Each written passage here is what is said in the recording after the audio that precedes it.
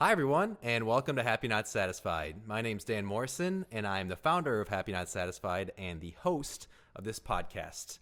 So today, have an incredible guest, and excited to bring a guest on in our new home studio, I guess you could say. He is one of the original employees of Rackspace, which was essentially a unicorn tech company in San Antonio that scaled to massive heights, went into an IPO, kind of brought lots of tech talent into the city. He then was the founder and CEO of Geekdom, which is a massive co-working space for the tech community in San Antonio that still exists and is thriving today. He's the CEO of the 80/20 Foundation, which was founded by Graham Weston, who's a serial entrepreneur, massive business person in the community, great philanthropist. He's written 4 books. He's writing a fifth book, so I understand. And he's also the partner at Confluence Capital, which is a real estate company that focuses on micro districts and all these interesting things. I could keep going, but we'd run out of time in the podcast. So he's also one of my best friends, an incredible person, a passionate pioneer, as we like to say, and somebody that I've gotten to know really well over the past year. So all that to say, welcome to Happy Not Satisfied, Lorenzo Gomez III. Man, Dan, thanks for that. That's more of an introduction than I deserve to have. That is not true. That is not true. And before, I think this is an important story to tell before we jump into all of the nitty gritty. But how we met, I think, is a good one. Yeah. Because literally, we're sitting here. We're bros. Yeah, we're buds. that's right. All the things. I met Lorenzo because I slid into his DMs. As the kids would Yeah, say. absolutely. They probably have like a new term already That's true. for it. You're I keep You're learning. right. It's like, oh, I got the lingo. Yeah. And this is coming from a former teacher, and I still can't keep up. But I think this is a good lesson. Yeah. Because I always admired you. I knew of you in the city. You were doing great things. I would like see you at a coffee shop and say hi and be like, oh, that was Lorenzo.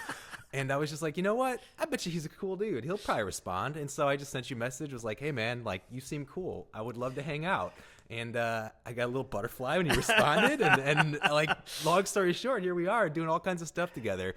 But I think it's an important message because especially in our like sort of highly connected but disconnected world, seeking out friends and like doing things that are outside of your comfort zone a little bit is super important. Oh yeah, and also it's almost like, hey, what does it cost you to have coffee?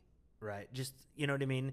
A little bit of time and it's $5. a little bit of time and $5. Yeah. Like and the potential upside of just the coffee is so awesome. And I feel like, to your point, like you have to live your life open to those future connections. And if it's not something cool, which is what it ended up being for us, hey, you've just spent coffee and an hour and it's all good. And it might not be anything, and then all of a sudden a year later, for Yes. whatever reason, it's like, Yes. oh, something happened. I know this person. We connected. Well, you know what it reminds me of is I think it was C.S. Lewis said in one of his books that like friendship is born when someone says the phrase, "Oh, you too? I thought I was the only one." Ah, I love that. And it's this C.S. notion. Lewis, what a legend. Oh, he was a legend. But I felt like that was that coffee where we're talking and we're talking about the city and not just the frustrations, but the potential. And you're like, oh, San Antonio it could be so much more, and it's really cold with this, and it really sucks about this, and it's really sort of that. Oh, you too.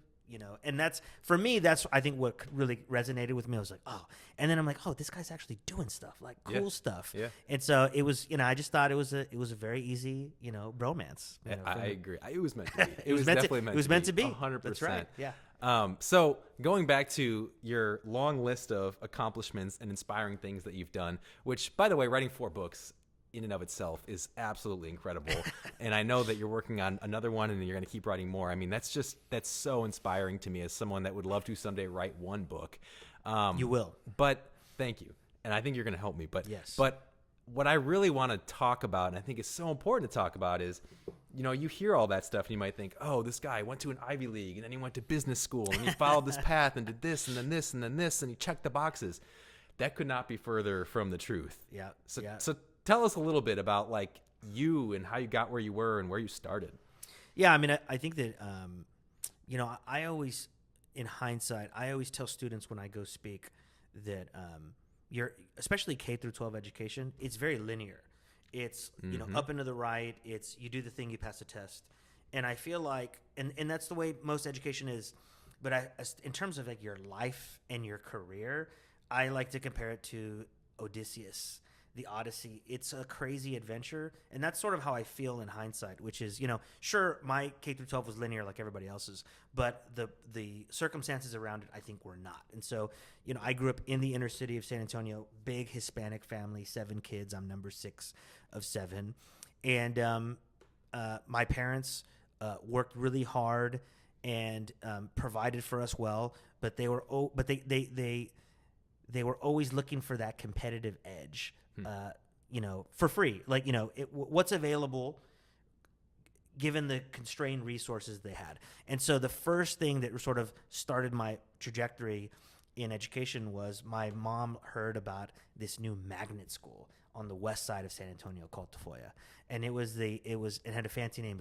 It was the multilingual program, where you could learn a foreign language. No, it was, yeah. And the principal at the time called it the Harvard of middle schools. Whoa, okay. And it was very, at the time, this was way before the dual language craze that you see today. It was the first of its kind. You could go and you could pick a foreign language. So it had everything. It had French, Russian, I think it had German, Latin, Spanish. Wow. And I wanted to take Spanish because, being the 6th kid of 7, when my parents put my first 3 siblings into public school, they spoke Spanish as the primary language. And the school system at the time basically got mad at my parents and said, if they don't speak English, we will not accept them. Oh, wow. So my parents overcorrected, and for the remaining 4 siblings, only spoke English to us.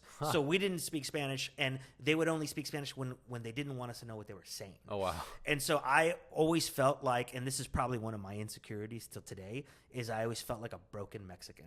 Like, I don't speak the mother tongue. And so I was going to Tafoya, foreign language, and I was like, yes, I'm gonna speak Spanish. And my mom put the kibosh down, and she was like, nope, you're gonna take Latin. Oh my god. And I was like, Latin. And my grandmother, her mother, made this famous joke in our family and told her, who's he gonna speak Latin to? The Pope? Right? And it was like, maybe, yeah. And so I took Latin, but my mom was so smart. She was like, no, Latin's gonna help you in college, and Latin's gonna help you in your education outside. And at the time, I'm like, I don't care about that. Yeah. Like, I just want to learn Spanish. And it's true. I mean, I still, like, no one really speaks Latin, but you can break down root words. Oh, and like, absolutely. I mean, it's just such a helpful thing. Yeah. Which, by the way, did you know that there's like competitive Latin, at least in Texas? There are these like really intense Latin competitions where people study and go, and I don't know exactly what happens, but it seems intense. Oh yeah, no, our school used to participate. I never did. Yeah. But yeah, it was wild. But you know what I fell in love with, actually? My Latin teacher in high school was a guy named Clyde Lehman, and he's probably one of the top 5 greatest storytellers of my life. Wow. And I remember him doing the Trojan War, and it was so incredible, and I was so spellbound that I remember having to make a decision, like, I can either just take good notes and pass this test, or I can put my pen down and just watch this movie and run the risk of failing this test and my parents getting so mad at me. Yeah. And I was like, screw it. I put the pen down and I was like, he was such an incredible storyteller. I still passed the test, thank God. But I just remember I fell in love with the Trojan War. I fell in love with Greek mythology because of this great storytelling. It's a power of storytelling. It's a power of storytelling. Unbelievable. Yeah. And so that was middle school. I went there, and I didn't know it at the time, but that it was like the early 90s. That period of time, San Antonio was going through its highest rate of gang violence in the city's history. Wow. So it was like, I forget the number. It was like 3.1 drive-bys every day or something like that for that year. And so it sort of seeped in my middle school. I didn't know that as a 12-year-old. Right. And so I was just sort of experiencing extreme and witnessing gang violence, as a middle school kid on the west side of San Antonio. And so it was pretty crazy. And there's a bunch of gangs. And so when I wrote my second book, Tafoya Toro, the subtitle is called 3 Years of Fear, and it's about that middle school experience. Mm-hmm. And thankfully, I never actually got into a physical altercation, but psychologically, it was almost worse because it's almost like if someone had told me on day one, you don't know when it's going to happen, but someday in the next 3 years, someone's going to drag you into a corner and beat the crap out of you, and it's going to be 10 guys. but you just have no idea when it's going to happen. That was sort of the feeling I had every day. That's the 3 years of fear. That's the 3 years of fear. It's like, is Yeah. today going to be the day? Yeah. And almost not knowing is more torturous than I wish someone would just punch me in the face and get it out of the way with. Interesting. And so that was, and you know, it was a special program you had to get accepted into. So I applied, got in. They'd bus you in from your home middle school, and I met some really great friends there. And then I should have gone to the continuation multilingual school, which was Brackenridge, and I went there for like 6 or 8 weeks, I forget. But my dad was an X-ray tech, and he did X-ray for like 45 years. My parents are both from Laredo.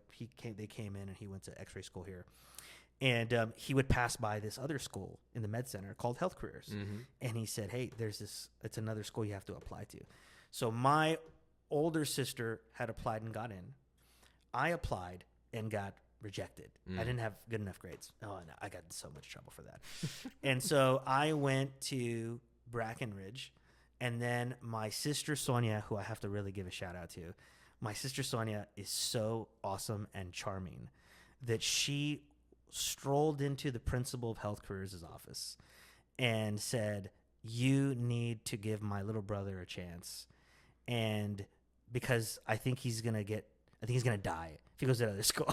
He's not strong enough. He's life or death." And the principal was so charmed by my sister that he gave me an interview. Look at that. And so I went in there and by that time I was doing really well at Brack. So I went in, showed them my grades, and they let me into Health Careers. But I'm convinced it had nothing to do with my interview. It was just my sister. My sister was that That's charming. awesome. Yeah, and so I owe her. And that really, that one thing changed my life. So it was another magnet school. I could continue doing Latin. Every year had an elective in the medical, because it was a medical related school. Yeah. And so one year we'd learn medical terminology and abbreviations, and one year we had an intern at a hospital. It was cool, but I met 2 guys there that helped change the trajectory of my career.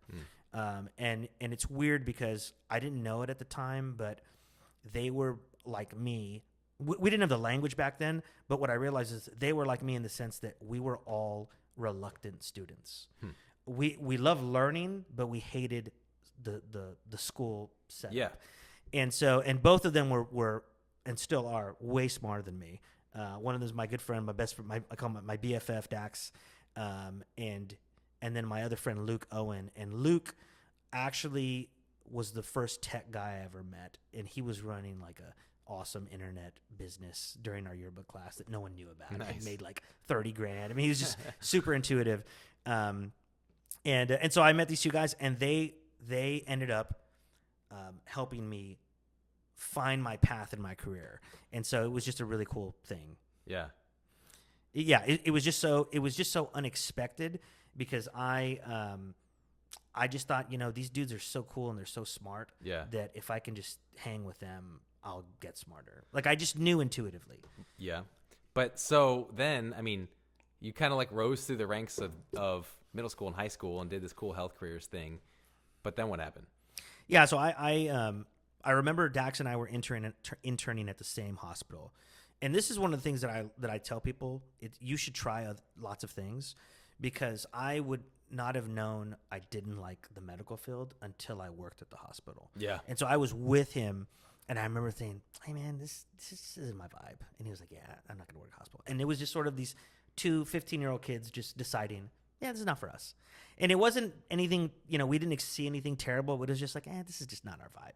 And I think it was great because we experienced it. And how many people will get their mind set on something, not experience it, and then waste time? Yeah. I could have gone and tried to go, pursue that, and it would have been a total waste of time. So I was very thankful for Health Careers. So I graduated in 99. I was working at HEB. Dax was working at another HEB. There's a grocery store in San Antonio. This is the grocery store. Yeah. It's a bunch of them, but it's the deal. And then he called me one day, and Dax called me, and he was like, "Hey, he was working at another HEB than the one I was working at." And he was like, "Hey, dude, I got a job at this computer place, and I'm the youngest guy there. I'm in sales. I'm killing my quota, and my boss asked me if I had any hardworking friends." And he said, "I have one friend, Lorenzo." And he was like, dude, you should come. And at the time, the joke I say is like, at the time I was working in the produce department at HEB. Yeah. And so like he called me while I was at work, and I was like, dude, that's the dumbest idea. I mean, like, come on, there's no future in computers. And do you have any idea how fresh the futures in produce? The futures in produce. I was like, the cilantro is so fresh this season. Like, I'm not gonna just give that up. And to his credit, he harassed me. He called me like every day, every other day for like 2 weeks and said, don't be an idiot. And this is where the sort of the beginnings of the concept that I wrote in my first book, the personal board of directors, came from. Right. Yeah. And so he is one of the vice chair, if not the chairman. I feel like it's like a tie between him and my oldest brother, of my board of directors, because he would speak truth to me. He would also speak hard truths to me, but he did it in a way where I knew he was looking out for me. I knew he wasn't sort of attacking my character. And so he just wouldn't let it go. And he said, dude, you need to come. So, and then he said, hey, it's a pay raise. It's a 25-cent raise. So I was like, yeah, boom, I'm in. You should have started with that. Yeah. And so I left and I went to go work at Gateway. And then at Gateway, and then once I got to Gateway, I brought my other buddy, Luke. So I said, hey, I've got another friend. So now the posse was together again. Yeah. And we had a great time there. And then we met a guy named James Brem, who ended up being like one of the like first 10 or 15 sales guys at Rackspace. And he left Gateway and called me and said, hey, I'm at this crazy little tiny startup that you've never heard about. And he said, I'll never forget it. He said, it's probably going to go out of business. Yeah. But well, I mean, most startups do, right? Yeah, exactly. That's a pretty fair statement. Just warning. But for me, I mean, it was because I was so young. I was like 19 when he called me. He was like, oh, dude, they buy us whatever we want to eat. They just pass around menus. Yeah. It's super cool. You get to wear whatever you want. And I was like, yes, I can wear shorts. Yeah. Which, okay, yeah, wearing shorts. Yeah, which I'm in, yeah. If Lorenzo's ever wearing pants, I have to ask him what's going on later. I was wearing them this morning because it was too cold. Or it's too cold. Yeah, it was cool, yeah. So he, he sold me just the vibe. I was like, yeah, I'm down. So I quit. I went to go work at Rackspace. I was 20 years old when that happened.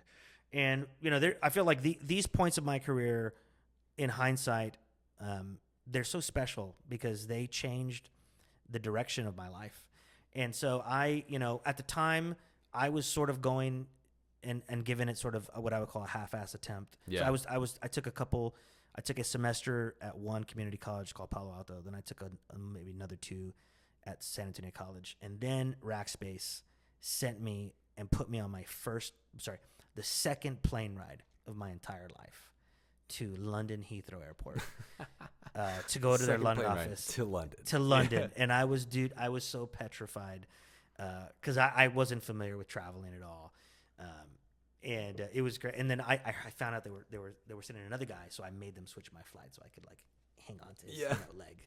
And but it was great. And so I went, and then I got on so well with the leadership there that the managing director said, hey, I'd like to offer you a full-time job. And so I did. So I ended up moving there in 2004, and I was there from 2004 to 2006. And then I went back for another year after that, on and off. But when they asked me to move there, I was doing night classes at Incarnate Word.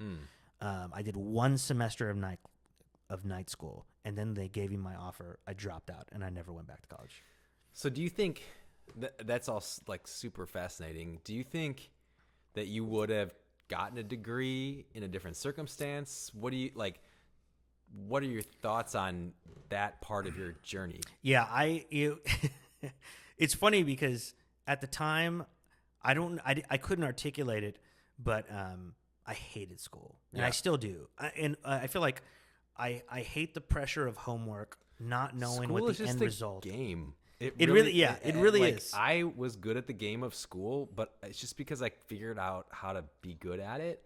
And I was just thinking about this the other day. Like, I have a vivid memory. I have many, but of school and just stuff. But there's one where I may have been in college even, where I was like, it was a big campus. University of Illinois was huge. So like, you took a bus to get places sometimes, and I was lazy.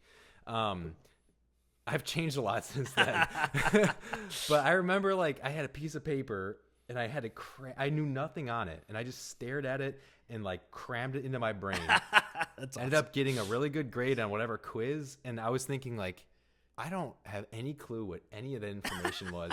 Period. Yeah, that's not learning. Yeah, you just regurgitated it. It's not life. Yeah. That's not how you are good at stuff. Like, it's literally it's like, oh, I just won at Monopoly. Like, I just Yes. won at the game of school. Yeah. Well, and also I think for me, there's two things too that happened. One of them was I remember distinctly I was going to San Antonio College, and I remember I had to buy this like $90 book. Always. And at the time, I was paying for everything myself. Yeah. I was paying for my own college, and I remember I was a little annoyed about that. And then I remember the professor saying, first day, hey, you need to read pages 1 to 120 and then come back. And I thought to myself, It's a lot of pages. I was like, well, what do I need you for? Like, Right. like, why am I paying for you if that's the class? And Yeah. I just felt so gypped. Like not Rob. This feels like I'm getting gypped. Yeah. Well, you were. Yeah. So I felt like I was. And then I got to Rackspace, and what was so cool was I'm having that experience on one end, and on the other hand, Rackspace, I'm learning with real customers, and they're talking about real business books, and I read one. I applied one of the principles, and it worked. And that gave me this rush. It was like the dopamine hit of like, oh, That's cool. that's good. This is the kind of learning I want to do. Yeah. And so when the opportunity came to just do full time in the UK, I was like, forget about this. Yeah, and, yeah. and it's not that I'm against college. I think some people are just not designed to be good students, and I wasn't one of them. Yeah. I would read it over and over, and it wouldn't see. I couldn't cram it, the sheet of paper into my brain. Right, I could but read it for 10 hours. What is the cramming skill really Yeah. doing for me? I don't Yeah, get exactly. much, you know? Yeah, Like, that's what yeah. I'm point. That's Just true. because I was good at school doesn't really mean it translated to almost anything. Yeah, that's a great point. I have a couple questions, but one Yeah. would be, so, you were kind of a product of your circumstance a little bit, and you got this thing at Gateway, and then you came over to Rackspace, which might fail, but it didn't fail. It became a massive success. Yeah. You got to meet Graham Weston through that, and all these things happen. But like, say you're someone who isn't guaranteed that kind of a path, but you also don't like school, you don't think college is for you. Like, what would your advice to that person be? Yeah, I think. Well, I mean, I have a couple pieces of advice. I think the first one is I think that people don't talk about the two paths. There's college and then there's career, and I feel like that's the first thing is for people to know that there is another path, and one is not better than the other. No, it's really self-selection. If you feel like hey, I'm drawn to the trades, welding, AC, plumbing. I read a study the other day that said like there's just such a shortage of plumbers and AC that I was going to say they're making a gajillion dollars. In my opinion, a better route. Oh yeah, yeah. I met a guy once who was he did the whole thing, and he just loved being in his plumbing job. He loved it, and he had like been a trainer at a big gym, and just a really good dude, just smart, brilliant, could do whatever he wanted. He was like, dude, I love it. I feel accomplished. And you can be an entrepreneur with all that stuff. Exactly. Too. That's right. You can own your own business. And so my first piece of advice would say, hey, just to acknowledge that there is another path. It's not for everybody, just like college is not for everybody. And so I used to be, when I was younger and sillier, I was like, oh, college is, stinks for it. But I go, no, I know a lot of great people that it was the right path for them. Yeah. And that for me, and thankfully I never sort of proselytized anti-college, sentiment. And especially for like my nephews, I'm so thankful that some of them that picked the college route it's exactly what they needed. Yeah. And so I would have never. I'd feel terrible if I tried to talk them out of it. But there's some of them where I go, no, he would be wasting money. He'd be wasting someone else's money, and he just needs to get in the workforce. So the other thing I would say is try a lot of things. Well, one of my good friends from Rackspace is a guy named AJ Rysam, and he's a CEO of a super cool tech company now called FlexPress. And I remember one of his Rackspace mentors told him this, and I was like, that's so good. And he said that this mentor of his told him, AJ, you shouldn't be worried about what you're going to make today or tomorrow or even in 5 years. You need to be worried about what you're going to make in 10 years. And the way you worry about that is through skills acquisition. Yeah. You should be acquiring skills. And that's what I would tell anybody. If you don't think college is right for you, you need to acquire as many skills. And when you're young, let me interrupt you for a second, because I think even if college is right for you, you still need to do that. Yes. And I actually think it's a huge mistake and a really kind of almost scary might not be the right word, but like risky almost approach if you think I'm going to go to college and be delivered to the promised land. Yes. I 100% promise, well, 99% promise that is not the case. Yeah. I mean, going Because if you're good at the game of school and the game of taking a test, Right. That's not skills. you can get into the school and then you can graduate and have good grades. And then what?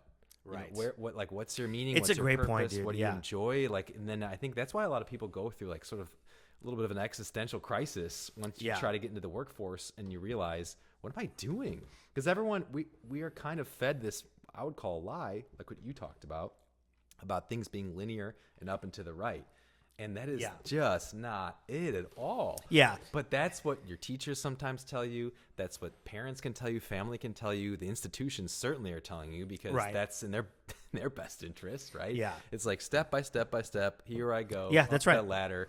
And it's just not. That's not true. So whether you go to college or not, skill acquisition, like thoughtfulness, in your life. Well, and it's funny because I feel like half of my trepidation about it is because I didn't go. Trepidation. That's a better word for it. Yeah. I like that. Yeah. Well, it's like I don't know. Do they give you skills in college? I don't know because I never did it. I never completed it. But like as an example, if you go to law school, they have to give you the skills. That's their whole job. You would think. Yeah, you'd think. But I go so much of the other degree plans that you can get. That's where I just don't know. And I would even say to someone who's in college now, hey, if you want to go major in something that's a little bit more nebulous, just make sure you're still acquiring skills. Yeah, absolutely. You know, and I feel like that. And I used to think, well, I don't want to be a sales guy. Yeah. Well, as I get older, you go, everybody's the a salesperson. I mean, you got to sell your ideas. You got to sell yourself. And so, I mean, even if you're bad at the quota, acquiring the skill is so valuable. And I think what young people miss, you know, what's that phrase that youth is wasted on the young? Yep. It's like you have this toolbox and your brain is like this, 12-cylinder engine.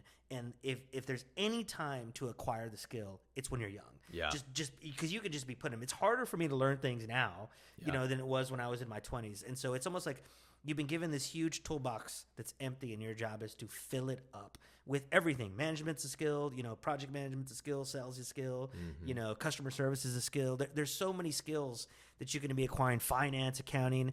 And so I feel like people, and I think one of the great lies that young people have is that they have to know what they're going to be doing. They have to know what their calling is. You're saying that's a lie. It's a lie, I could not agree more. Yeah, and it's like, dude, I don't even know what my calling is, man. Like, I love my life and what I do, but I don't know. Totally. And I don't know if I'll ever know. I don't think I think that's actually one of the most stressful falsehoods that Yes. lives and permeates everything.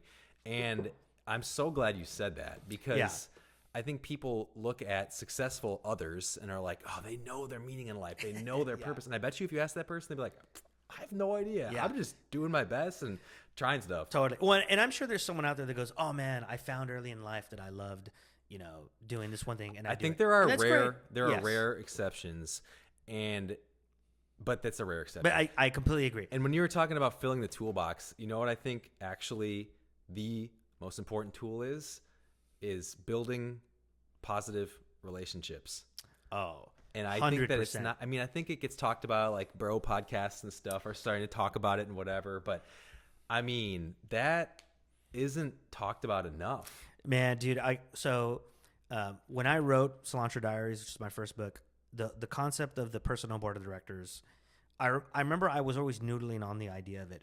But when I started working for Graham, for those of you that don't know, he's a local San Antonio legend. He's an entrepreneur. He's this legendary entrepreneur here.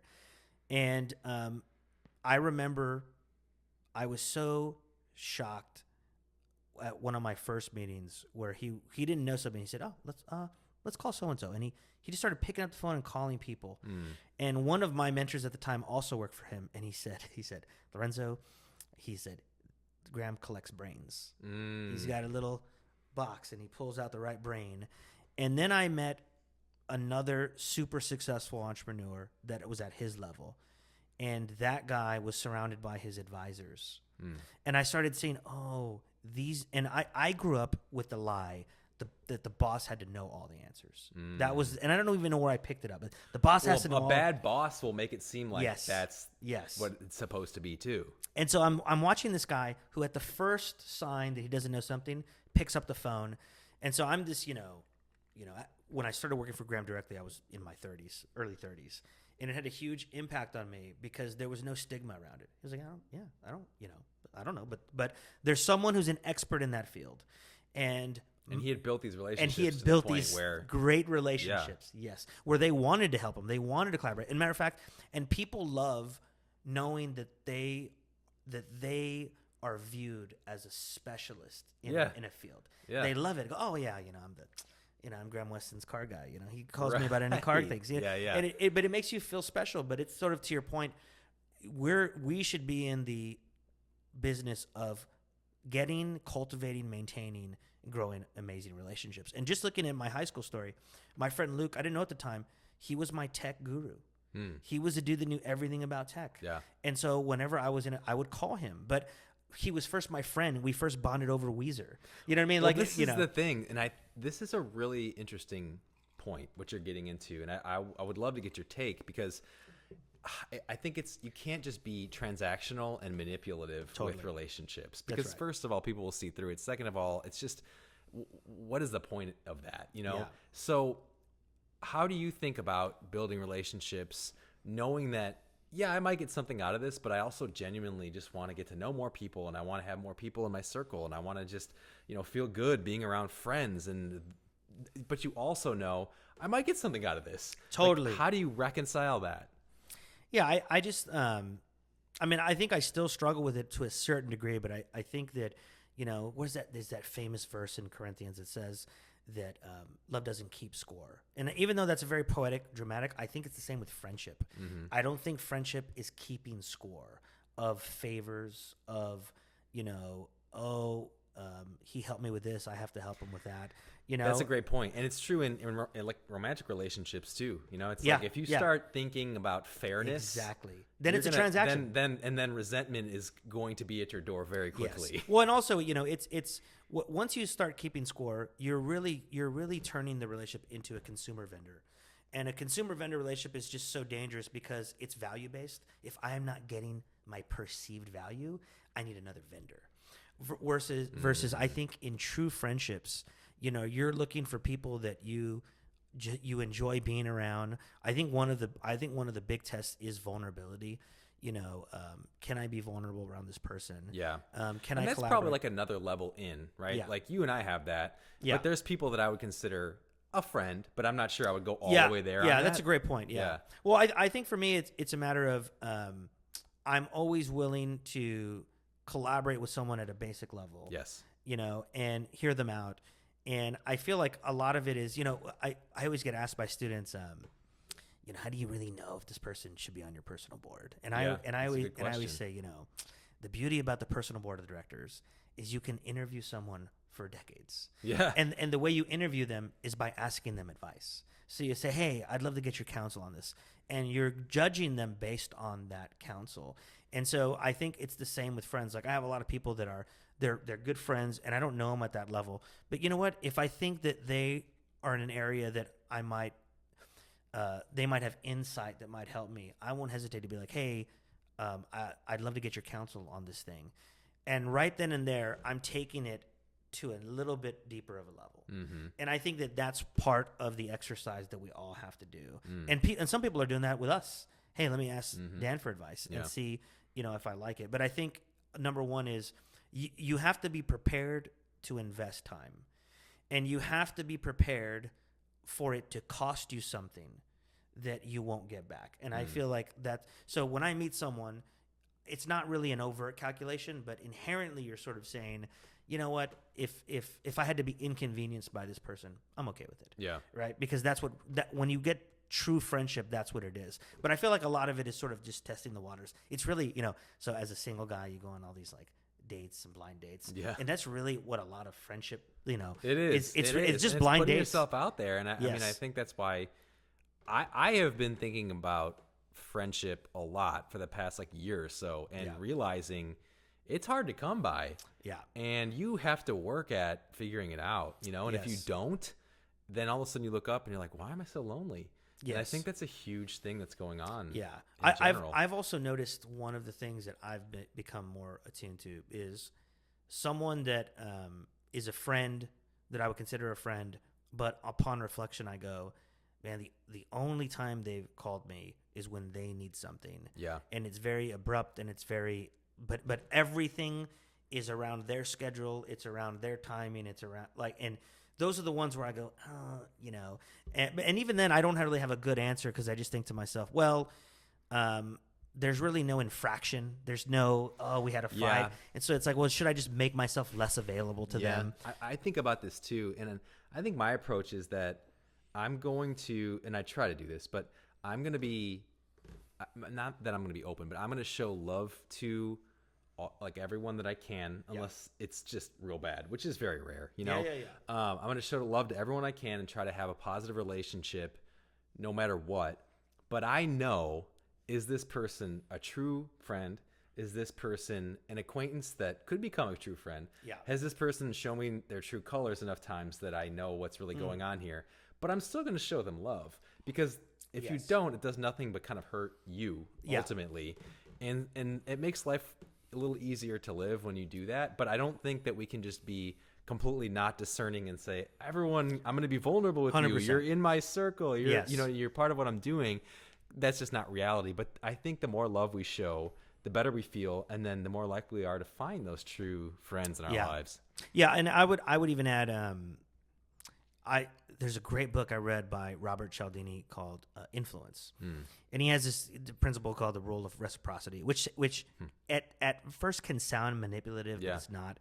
And he basically, one of the things he says is when you give someone a gift, they have there's a chemical reaction, and the desire for them to immediately reciprocate is so strong that they want to give you something back. And one of the things that I have observed the people that I admire do is that they give without any expectation.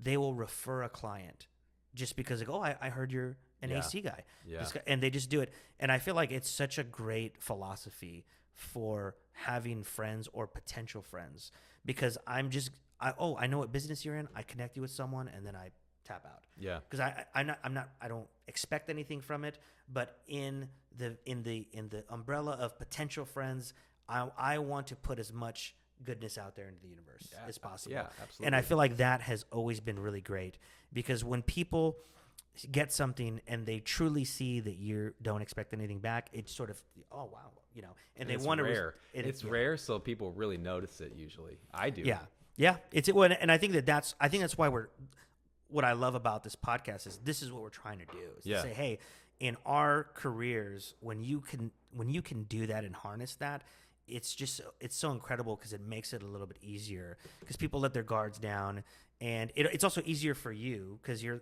relationship isn't starting with a transaction. It's like, oh, I heard you do X, someone needs that, and I've referred Y.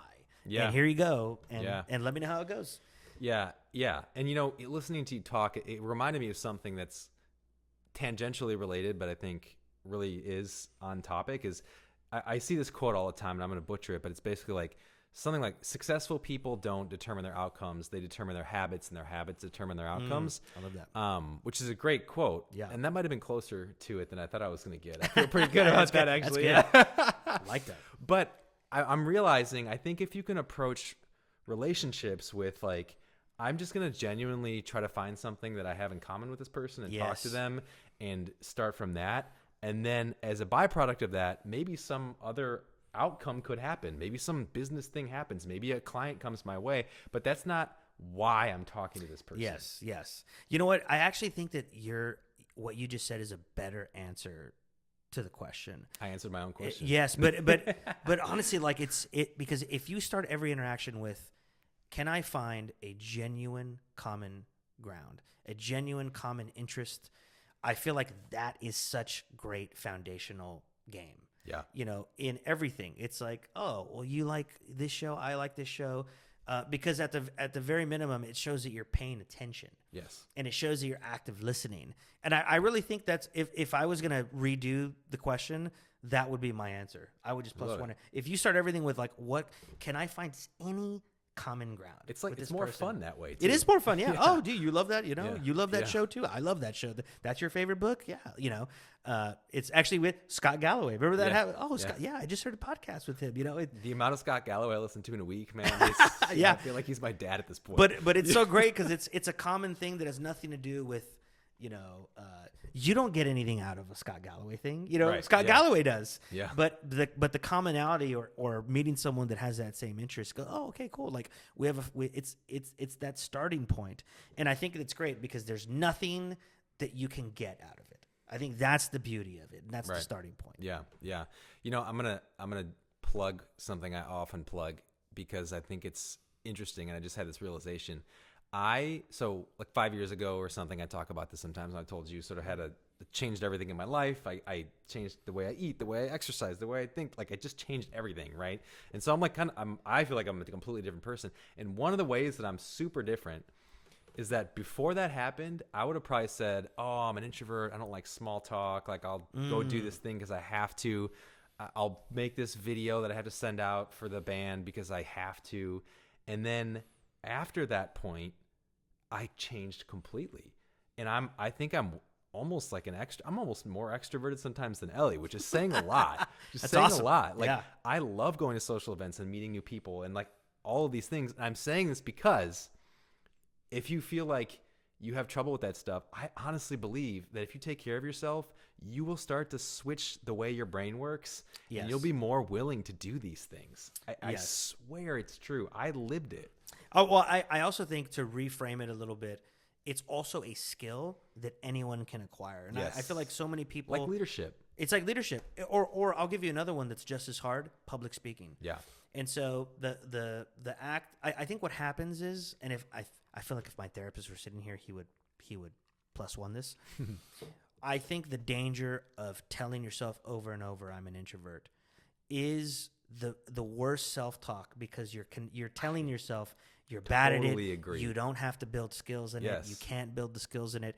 And it is skills acquisition. If You're right. you do it enough. Just like you said, you would take my answer. I would take your answer. I agree. Yeah, I agree completely. And that's what it. And I remember the point where I went, oh, you can drop me anywhere. You could drop. The most uncomfortable place for me would probably be a black tie event. Sure. Okay.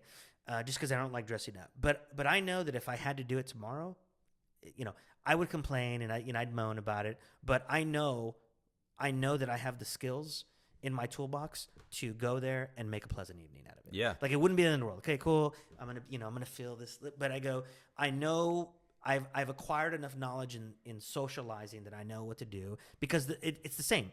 It might be a little bit different audience, but the rules are the same. It's the same with public speaking. I used to, and I still get nervous, but it's different because you care. It's not because you think you're gonna die. Well, you even care, the you get notion of nervous. like this crowd staring at you. Yeah. That. But I go, you know what? If I'm standing on this stage, I already know that the prep has been done. Yeah. The topic is familiar. Somebody believes in me. And I go, I have enough tools to execute this, and I won't butcher it. Yeah. But so many people, just the thought of that, oh, I'm not a public speaker. Go, well, most people aren't. Right. But you can. I don't know if anyone really is until Oh, you yeah. figure it out. I think it's like one of the top 2 fears. It's like yes, it's like spiders and public speaking. Yeah, or something. like Death is. It's like one. death. Like Yeah, after death. that, Death. spiders. Public speaking. Death. Shark eaten by shark. Freezing and then public speaking. Yeah. But it's one of those ones where if someone does it enough, they will become proficient at it. Yeah. And I think it's the same with socializing. But again, it's just easier to Netflix and chill. It's just easier to stay at home. It's easier and it's harder. It's easier because it's the path of least resistance. It's harder because you will have a less fulfilling life. Yes. And I'm not saying you should never watch Netflix. That's not my point. Yeah. No, I get it. I've actually, Ellie and I have both been on this thing lately of like, we are going to fulfill our obligations because it's so easy to get out of stuff. Like you can say yes and it's so easy to get out of it. And we both will there have been a couple times where it's like, and then we're like, nope, we're going to fulfill our obligation. And 100% of the time, we're glad we did. Yeah, that's a good rule because I know in the past I've been really bad at that. And what happens is after you do it, you're always glad you did. Always. Every time. Yes. Yeah. Well, and I also think that, we need to acknowledge that it's okay to acknowledge that people are messy. Yeah. And part of the legitimate reasons to not, to be a little bit hesitant is because, there are some people that are messy and they're full of drama and it might blow up in your face, but it's still worth it. Yeah, because then you're like, oh man, at least I'm not like that. Yeah, exactly. Actually, it is. It's very sobering. You're like, you know what? I don't have that novella worse. of a life. Like, oh, cool. Yeah. Let me know how that goes. Don't call me. Yeah. I go to bed at 7. Yeah. Oh my God. My friend sent me this scene from Wedding Crashers, and it's Vince Vaughn like explaining why he can't do something in like a very Vince Vaughn way. But like the caption that was put on top of it was, when you work out at 5 a.m. and someone asks you to do something after 8 p.m. I was like, yes, I relate to that. Oh, absolutely. All the obligations things said, I also don't commit to something that's going to totally blow my life up unless it's really worth it. Yeah, I mean, yeah, it's just boundaries, you have to have it. And again, I was very fortunate because in my sort of family, there's a couple people that are social, and then, we have this family saying that, the Gomez are introverts. And so I had to really acquire the skills to sort of break that mold. And I think that the proof in what you're saying is that I would never in a million years say that you're an introvert, but every time I hear you talk about introvert or extrovert, you say you're an introvert. Yeah. That kind of proves the entire point. Yes. Yeah. It's true.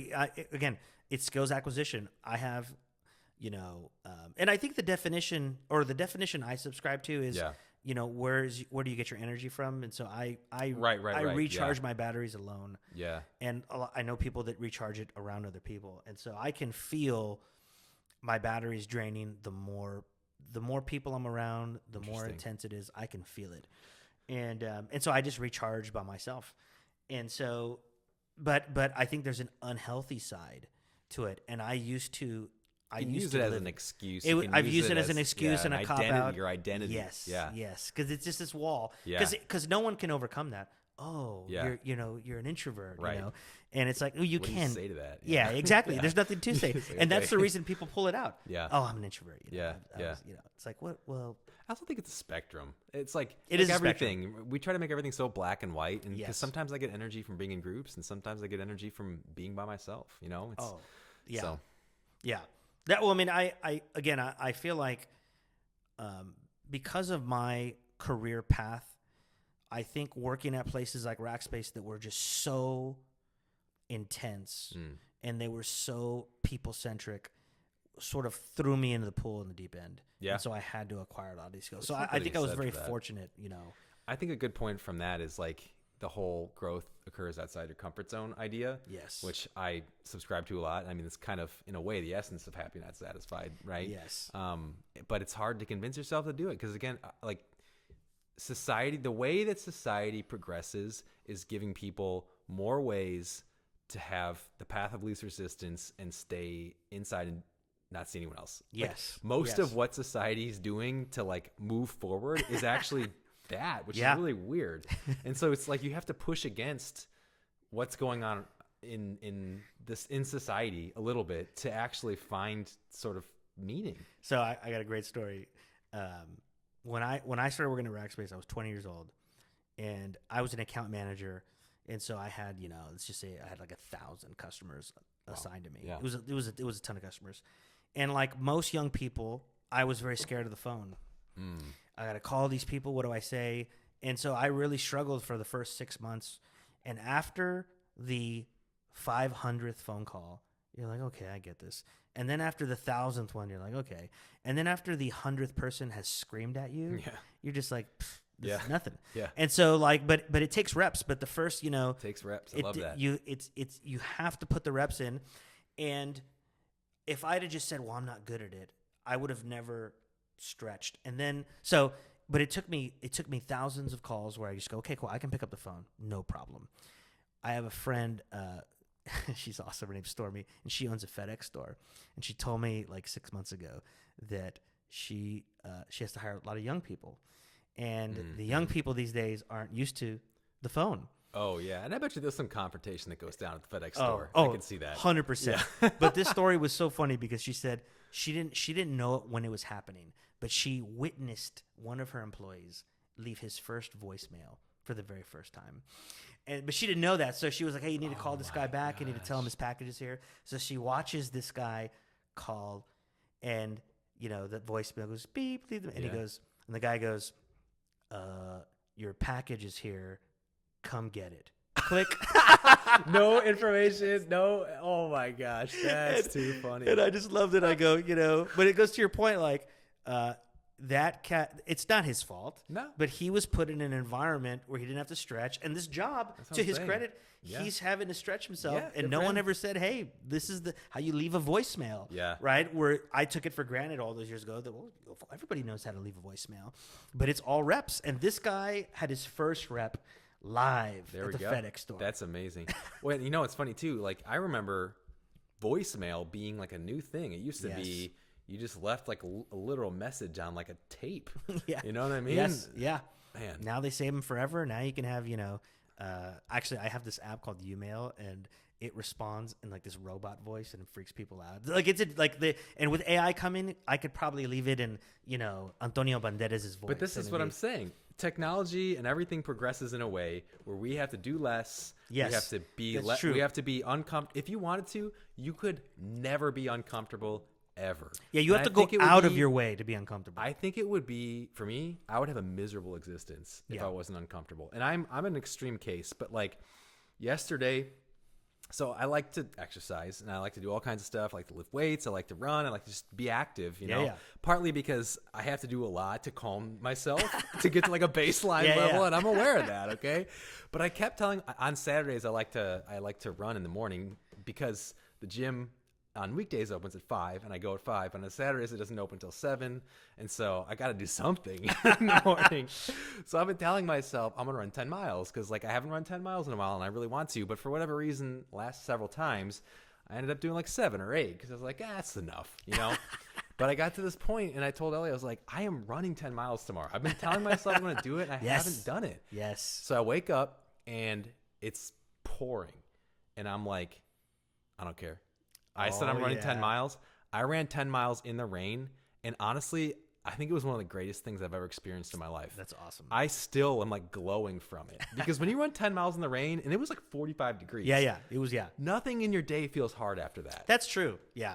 And I'm not saying everyone has to do that. But my point is like, that was uncomfortable. Very uncomfortable, right? But like, it's so easy to order your food. Have someone else do your laundry. Have somebody else bring you your groceries. Like you could live your life from your bed, even if you had a job. Because of remote work, you could live your life from your bed. But I just think I don't know. I just think that goes completely against the way that we're actually wired. Yes. Well, I also think that it's funny because like 3 of the things you just said reminded me so much of like David Goggins. David Goggins has inspired me. I will admit. No. Well, but it's the whole point of being uncomfortable. Like that dude's obsessed. He probably goes a little too far. He probably goes a little too far. But I think we live in a world of extremes. Yes, where it's like know. you could and I think what he represents is so cool because he understands that you could live in this world where you don't ever do anything. Right. And so when I look at Goggins, I go, okay, well if I do a little bit towards, then I'm better than. I'm not going he's backwards. like, here's my foot and my toe's falling off and my bone is on bone and I'm going to run 100 miles tomorrow. Yes, It's like, all right, dude. Yeah. I mean, maybe not that much. No, but yeah. like, it's intense. Yeah. But I go, this whole notion of like, he would absolutely, fist pump you for I said I'm going to do it. Yes. I'm going to do it. And Put honestly, your shoes on. So, and I think that's what we need more of. Just a peek into maybe how crazy I am a little bit. But then later that day, I went to the gym with Ellie and I did a full body workout in between every rep or every set. I did a minute on the assault bike and then I did 30 minutes on the elliptical after that. But it was like, I'm like, where's my limit? I don't even know. Like, I'm going to keep pushing. Like doing that in the morning unlocked like a new way of approaching life where you feel invincible in a way.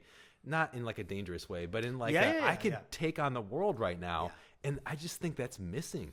It's just missing from so many people. It doesn't have to be through running 10 miles. That's just my example. No. I need more of that. Your audience can't see it, but I'm you look hiding great, it. Man. I always tell you look great. I'm sucking it in. That's really what it is. But I do need, but it's funny because I think it's a great example of how there's other parts of my life that I'm so disciplined in. Right, exactly. It's so I know that I'm capable of it, and for some reason I just haven't, flipped a switch in this one area. But I think because it's, I know that it requires that uncomfortableness, the sort of escape velocity. Like I gotta once you get out there, it's a good way of putting it. But I think again, I also think that this is why people need to surround themselves with other people, because having one Dan in my life, I can go, you know what? One day I'm going to wake up and I'm going to be like, Dan's inspired me. I'm going to go hit the gym. But without a Dan in my life, I've created my world to where there's no accountability. There's no one encouraging me. There's no one pushing me. And we need that in all aspects of our life. That's why people are so important. It's one of the reasons people are important. Another example on the other side of the table with that would be you've written 4 books, and I've been like, oh, I want to write a book, and I've thought that for a long time. But it's like so far beyond what I think I could actually do. But now that I know you, I'm like, maybe I actually could do that. You totally can. But it took having you in my life to bring that out.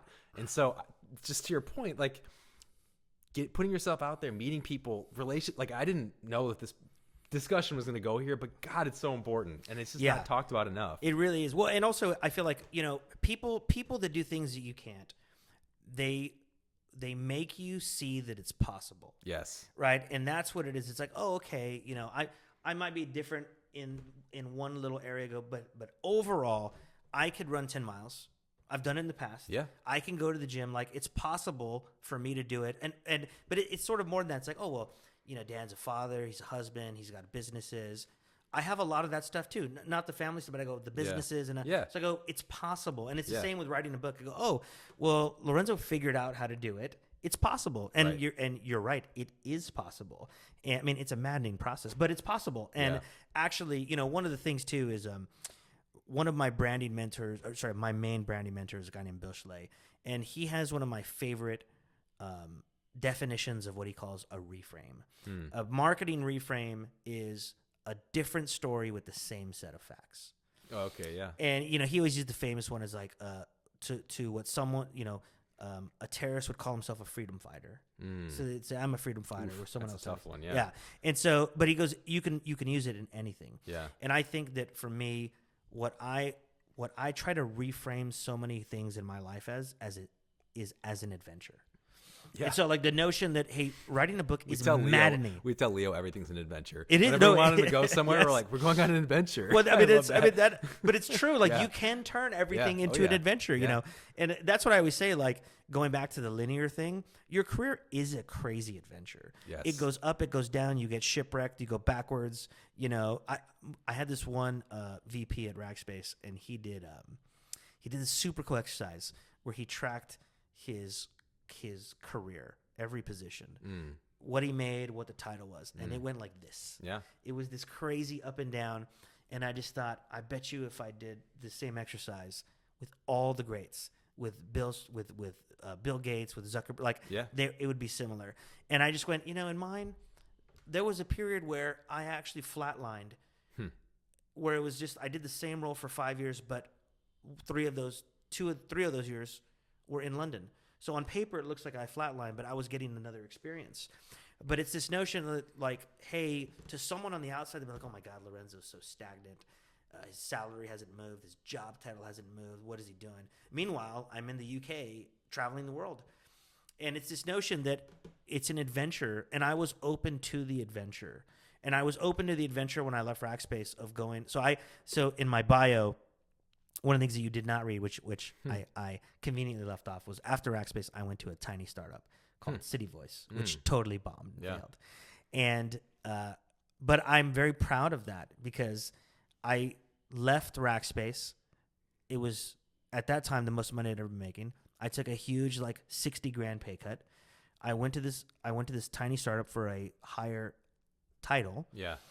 And I was there for 10 months and it bombed and it failed. And I learned so much from it. But the adventure of leaving a publicly traded company with medical and dental, and I had, I still had stock options that were vesting, and I was like, I'm up for the adventure. Dang. Yeah, it was, and I mean, there's many reasons. I like at the time I was sort of wrestling with, I don't really believe their mission is the real mission anymore. And, sure, yeah. And I said, but you know what? I'm okay with this adventure because I've done it before, and it's always worked out. And sure enough, it failed, but it ended up leading to my job for Graham. Mm-hmm. And so had I not taken that job, I would never have got the next job. Oh, man. Which is the craziest part. The whole notion of, like, you can't connect the dots unless you're looking backwards. Yes. Like, every day I have a realization like that about my life. It's so crazy. You It's just crazy. never know why things are happening and what they're going to lead to if you stay open to it. If That's you the stay, thing. yes, if you stay open to it. And I think that there's, I will say this. I think that some people, when they hear the term adventure, they think it means reckless. Yeah. And I don't. And I think that I think there are people that can do it recklessly, but that's not what I'm talking about. Yeah. I mean, I've done. I'll give you an example. When I worked for Graham, and for those that don't know, Graham was the first investor in Rackspace, and so he made a ton of money. Yeah. And when he asked me to work for him directly many years later, it's over 10 years later, I had just gone to that company. It had just gone out of business. So I was out of a job, but I knew I was going to get a job. And I met with him, and he offered me a job. I was interviewing to go work for a competitor of Rackspace, and he and I had breakfast, and he offered me a job to work for him directly. And I talked to my one of my advisors, and I said, you know what, I'm going to do it. But I was about to go on a trip to Asia for 6 weeks, and so the night before I flew out for 6 weeks, we had the call where it was like, okay, I will agree to come work for you. And he did two things. We negotiated my salary. He gave me a phone number of a woman so I could immediately get on their health insurance. And then he said, call me when you're back. So let's talk about risk and adventure. I literally did not know what I was going to be doing. I had no title. I didn't know what organization I would work for or work with. I just knew I'm working with him. Yeah. And then I got on a plane and went to Asia. And I feel like some people might say that's reckless. Greatest move of my career. Yeah. It was one of the greatest decisions that I ever made because I knew he was a man of integrity. I knew he was a brilliant business guy. I knew that he would take care of me. It wasn't total. It risk. wasn't total. But from the outside, if you yeah. read that script, someone go, you took a job and didn't know what you're going to do or what you're taught, and it worked out. And so I think that everybody has to sort of measure and have the discernment to know what their specific adventure is all about. But I feel, and what's so funny is like at the time, and maybe it's just I didn't know any better. I just thought, this feels good, And now your intuition matters, though. It's intuition, yeah. But now, I think this is why I love the notion of this podcast is to tell people, if you can adopt that adventure mindset, you can do it faster. And you can do it greater and have richer experiences, than I did because I was still a little bit of a scaredy pants. It's funny you say that. I just was saying to Ellie 2 days ago, I was like, I think I need to take more risk in my life.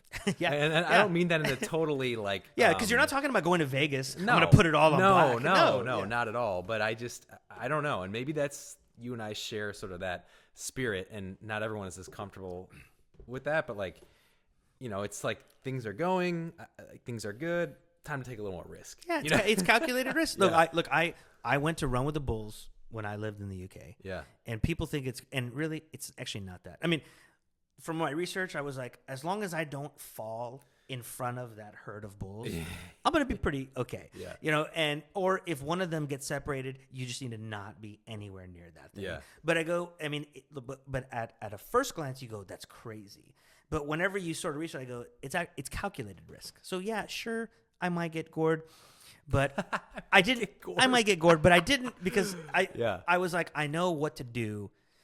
I know it. I'm not there to get crazy. I'm there to run and have the experience. And I think that maybe it's a bad example because it's extreme, but I think there's such a thing as calculated risk. Oh, absolutely. Where you go, you're not really being reckless. Yeah. And I think that maybe because they sound similar, risk and reckless, but they're not the same thing. No. I think that people can take really cool, exciting risks in the context of your adventure. And I think that's another way as a writer, it's almost like, what is the story of your adventure? What does it look like when you write that story to your kids? And I think that that's a good way to frame it because you want a little bit of spice in your story. Yeah. And I think everybody has it, but I think it's diversity, whatever it might be. Adversity, but also being open to, what, I should do something a little bit, I take that trip. Right. Yeah. Or do that project, I think another area is creativity. I'll get my dad. My dad's a welder by trade, and I didn't know this till many years later. But my sister, my oldest sister, Denise, she went into his stuff and she found, and she took. I was so mad. This little table that he welded for my mom, and it's like as a piece of art. It's got roses and these flowers that they're all hand welded. Wow. Underneath it, and it's gorgeous. And he made me one after I said it just needs to be a little bit better than hers. Okay. But I just thought, I never knew my dad was an artist. Wow. And I think that story I would apply to anybody. Yes. Everybody has that little thing that, and maybe that's the area where you double click on the risk. Like, write the poetry, write the song, play the guitar, do the thing, and just add it in, because I think it's important. Man, that's so great. And so often you hear, "Oh, I'm not creative. I'm not I'm not musical. I'm not an artist." It's like, well, no, you've just decided that. That's exactly right. Like, I think not everyone has the same creativity. Yes. But everyone has creativity. And even in business or whatever that seems not creative, to be successful at that, you have to be creative. It's the only way to survive. There's a book that I read once. It's got a great title. It's called Orbiting the Giant Hairball. Okay. And it was written by one of like the main creative directors at Hallmark Cards. Okay. And it was either him, I read it a long time ago, but it was him, or he was a teacher, someone who was a teacher. But they would do this survey starting in kindergarten, and he would ask the class, raise your hand if you're an artist.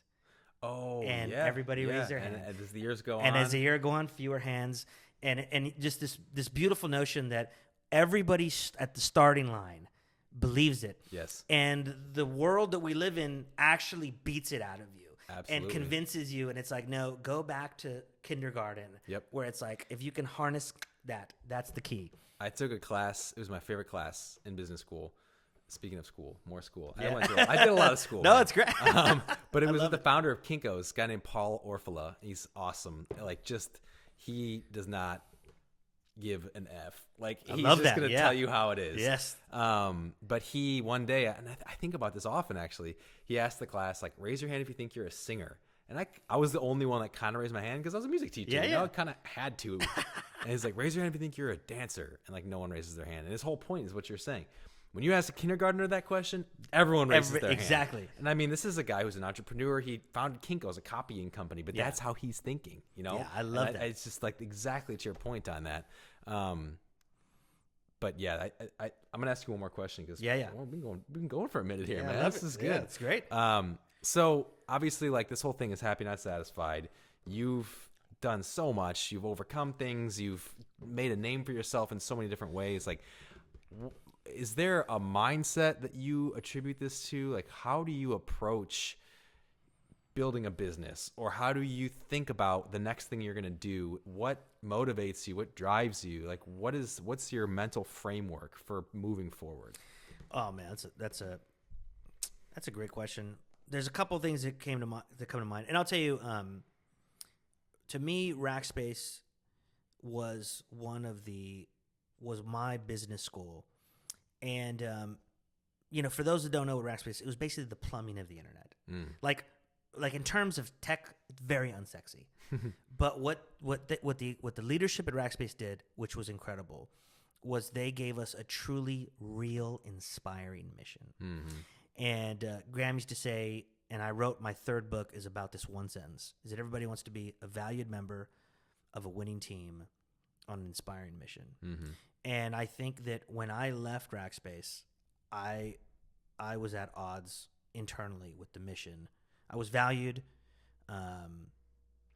You could say we were still the winning team. It was just the mission. I was wrestling with the mission. And what I've discovered is that I only want to work on inspiring missions. But an inspiring mission doesn't have to be curing cancer. Yeah, right. I think that for example, my books are all different, but the inspiring mission is I know that I write books that I think can help at least one person. The topic of the book. And so that's the mission. Every company that I'm involved in, I think the mission is super cool and it's inspiring in its own way. And then, so it's everyone has to be a valued member of a winning team on an inspiring mission. So let's talk about valued member of a winning team. I now only want to partner with people that I think are the winning team. And it doesn't have to, and winning team is so subjective, but I just think that the people that I love being around and love collaborating with, to me, those are the winning teams. Yeah, the definition of winning isn't the traditional definition. It's not the tradition, exactly. It's just like people that I want to compete with, people that I want to do stuff with. Yeah. And so I really look for people, but it's very people-centric. I want to be around people that I like being around, that are intellectually stimulating, that are emotionally stimulating, that I can be vulnerable around, that help push me. And so I really do think that when I think about my job and my career, that one sentence has influenced a lot. But then there was also this little weird, it was a personality test they made us take, Gallup Strength Finder. Yeah. And, I learned a lot about my strengths there. But the thing that I would say is I've sort of come to realize the things that I think I'm inherently good at. And that has really helped me, because regardless of the business I'm in, as an example, I love telling stories. I'm a storyteller. And so I now have had to, as a 44-year-old, I have to be intentional about you're being your best teammate, coworker, partner when you are using your gift of storytelling to sell the mission, to sell the company, to sell the product. Yeah. And so that needs to be one of the things that you focus on. And you feel better. You feel more fulfilled. You feel more excited. And so that's part of it. And I would say the last thing is I've also recently come to terms with, and what's weird is storytelling and what I'm about to say next don't really register on a lot of personality tests. But the other thing that I know that I was put on the earth to do is encouragement. I love encouraging people because I love to be encouraged because it is my rocket fuel. Yeah. And so I always have to be in a situation where I can, and I say, my little caveat is encouragement is different than flattery. Yes. Because encouragement, it has to be real. You have to pay attention. And so I think that when I'm my best self, and I'm happy, not satisfied, it's because I'm on an inspiring mission and I'm using the things that I think are my God-given talents. And you wove in the name of the podcast. Boom. How do you top that? I don't know if we can. No, I love that. I love all that so much. And then, it made me think, because we talked earlier about people think they have to have their life's mission and how that can be stressful and all that. I just think a good starting place is what do you like and what are you good at and where can you find some overlap? Totally. That's, if you want something tangible to think about that can be the starting place, I think that could be it. Absolutely. It's easy. I mean, the adventure it's isn't so easy, it's hard sometimes. Yeah. Well, I mean, people overthink it. Yes, overthink it, yeah. And I think that also, too, you can get overwhelmed by the number of sort of gurus and experts out there. Yes. And I feel like if you start surrounding yourself with good people, and look, that's the other thing too, is when you're on an adventure, most of the time you're with other people. The adventure is an expedition. And so I would say take the adventure, but, go solo at your own risk. Yeah. And so I would say who you invite to be on the adventure with you matters a lot. Yeah. And the whole thing about gurus and experts, I actually started this because I think I'm the opposite of that. These are I talk about the stuff that I struggle with. Yeah. And I figure if I struggle with it, other people probably do too. Absolutely. Not I know how to fix this. Yeah. Well, and it's funny because the essence of why you started this podcast is the same essence of book writing. The notion that, I think someone else would resonate with the story I'm going to tell. I think, and I would say that everyone has a story and there is one person out there that needs to hear it. That will be encouraged by it. Yeah. And it's the same with this, is that there are people out there that need to hear it because they will be overwhelmed by the gurus. And there's so much out there now, which is a good thing, but it can also be a bad thing. And so I think it's sort of the the counter narrative to that. And I think it's good because that's what people need to hear. Yeah. Yeah. Well, I feel like we could keep going, but I think we'll call it here. Where can people find you on the internet? Yeah, so I'm on all the things, but you can go to LorenzoGomez.com. I'm probably the most active on Instagram, LGomez123. And then if you want to get one of my books, you can find them on Amazon. Which you should, Lorenzo Gomez, because they're great. I've read them and I approve. Thank you. Stuff, I appreciate man. I can't wait to read the next one. This is an unpaid. This is an unpaid. It's very unpaid. Everything on here is very unpaid. I can tell you that right now. Oh man, well, Lorenzo, it's been awesome. This has been, I think the longest conversation we've ever done on here. It's awesome. And like I said, it could keep going. You can check out happynotsatisfied.com, and also Instagram's probably our most frequented channel at happy.notsatisfied. But thanks again, and we'll see you guys next time. Thanks again. Thanks for having me. Yep.